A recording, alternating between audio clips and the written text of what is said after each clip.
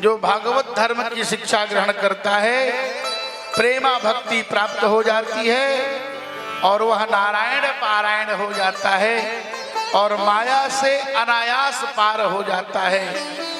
माया के पंजे से निकलना बड़ा मुश्किल है। बड़े बड़े महात्मा, बड़े बड़े अमलात्मा, बड़े बड़े तपस्वी, बड़े बड़े सिद्ध भी माया के बस में वशीभूत हो जाते हैं। अति प्रचंड रघुपति के माया। माया क्या है? घर द्वार मकान आश्रम, यही माया है। सब तज हरि भज। हमारे महाराज जी कहते थे, बड़ी गंभीर गंभीर बात कहते थे वो, हंसी हंसी। अरे महंत भगवान को बनाओ, चुपचाप सोए रहो। कितनी बड़ी बात। भगवान को महंत बना दो, अपने चुपचाप सेवक बन के पड़े रहो। अब भाई देश में आर्थिक स्थिति खराब होगी तो प्रधानमंत्री जाने कि जनता मर रही है तो चावल चाहिए कि गेहूं चाहिए कि चाय चाहिए कि चीनी चाहिए कि तेल चाहिए कि गैस चाहिए, वो जाने। और हम ही मालिक बन जाएं और अपने स्वयं। अब नकली मालिक नकली काम कैसे कर सकते हैं? ये बड़े महाराज जी का सूत्र है। वो एक एक बात जो कहते थे ना, उन्होंने बड़ा सत्संग किया था। उनका जीवन अधिक से अधिक बीता था केवल साधुओं के समाज में। शास्त्र तो पढ़े थे, और एक बात जरूर कहता हूं कि जो महात्मा होकर शास्त्र नहीं पढ़ेगा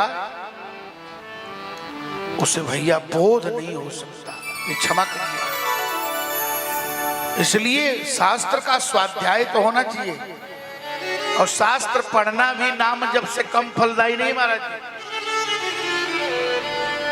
कभी गीता पढ़ लिए पूरा, कभी भागवत पढ़ लिए पूरा, कभी मानस पढ़ लिए पूरा, उपनिषद पढ़ लिए, वेदांत पढ़ लिए।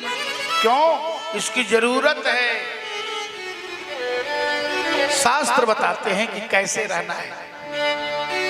संविधान है, शासन जो करता है उसी का नाम शास्त्र है।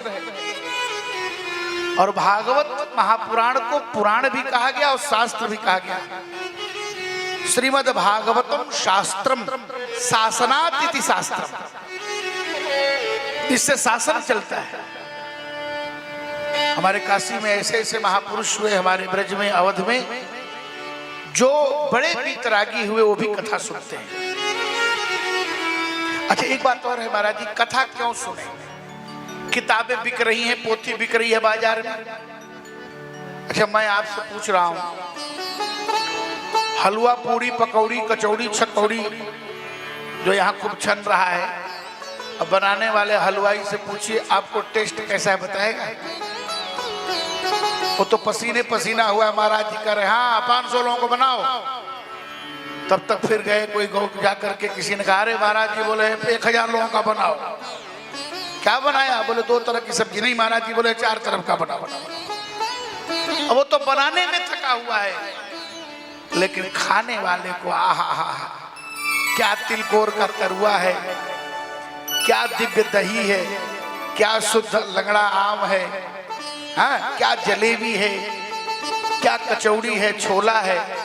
वो तो खाने वाले को अनुभव होता है। ठीक उसी तरह से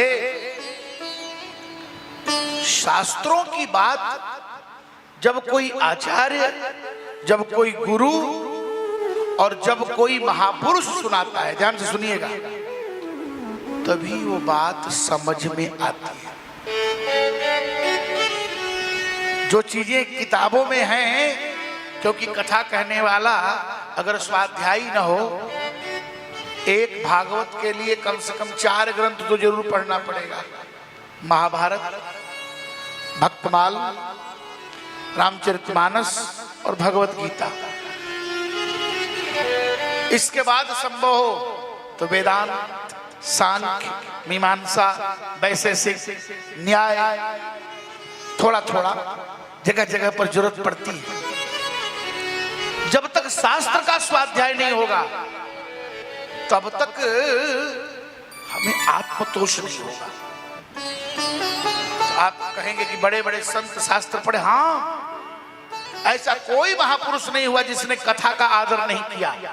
चाहे श्री सूरदास जी हो, चाहे श्री तुलसीदास जी हो, चाहे कबीरदास जी हो, चाहे भगवान रामानुजाचार्य, भगवान रामानंदाचार्य, भगवान शंकराचार्य, निम्बारकाचार्य, वल्लभाचार्य, सबने कथा सुनी और भगवान के नाम रूप लीला धाम का ही वर्णन तो वेद पुराणों में है। इसलिए शास्त्र स्वाध्याय आवश्यक है।